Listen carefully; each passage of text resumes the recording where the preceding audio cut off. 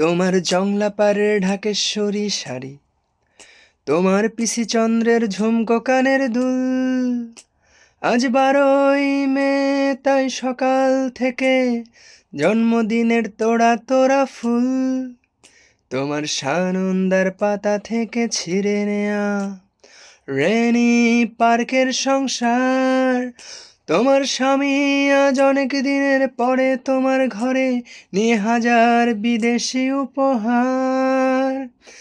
এই শুভ দিনে নানান কাজের ফাঁকে পড়ছে কি মনে তোমার?